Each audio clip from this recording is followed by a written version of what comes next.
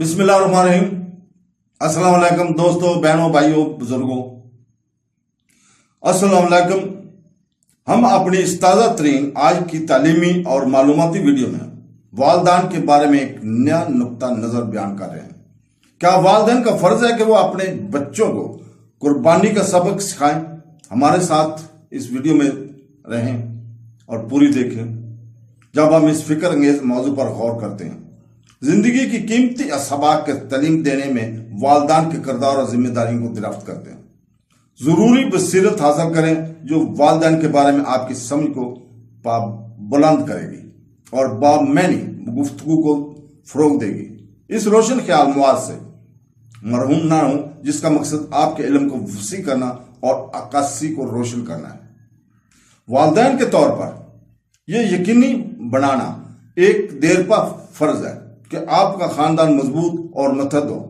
कायदाना किरदार जो आप अदा करते हैं वो अपने बच्चों को जिंदगी की काबिल जिक्र इक़्तिदार को समझने में, सिखाने में और इनकी मदद करने के लिए सबसे अहम है। अपने बच्चों को देने के अमल के एहसास को बढ़ाने के लिए कुर्बानी सबसे अहम चीज है। मुआशी की कुर्बानी इस्लाम में हकीकी मायने रखती है क्योंकि हजरत इब्राहिम की कुर्बानी यही कुर्बानी की असल वजह है।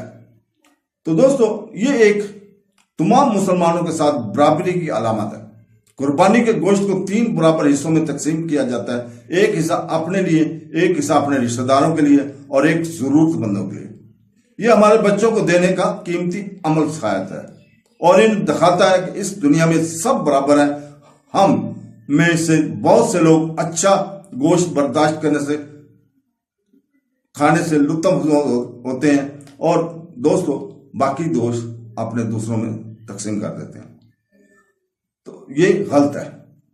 तो दोस्तों, लफ्ज कुर्बानी का मतलब है कुर्बानी और इसे बच्चों के लिए एक ताकतवर याद दहानी के तौर पर पेश किया गया है और जो भी कीमती है इसे कुर्बान किया जा सकता है। जो जानवर कुर्बानी की तब है इनकी देखभाल की जाती है और इन्हें कीमती और अहम असासा समझा जाता है।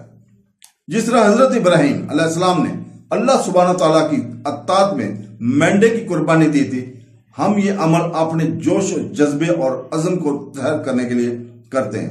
अपने बच्चों को जिंदगी की हकीकी और कदर के बारे में सिखाने का ये एक उम्दा तरीका है। बच्चों को तालीम देना सबसे बड़ी चीज है कि कुर्बानी मकसद का एहसास और इस अमल की असलियत है। जो कुर्बानी हम करते हैं वो खालिक अल्लाह की रज़ामंदी से अताअत की अलामत है। मजीद बना यह हमारे बच्चों की जिंदगी की इक़्तिदार के लिए इबादत और एहतराम को कायम करता है और इन्हें बड़े होने और अपनी मजहबी जिम्मेदारियों को समझने में मदद करता है। कुर्बानी से पता चलता है कि वफादारी वही है जो हमारे खालिक के लिए है।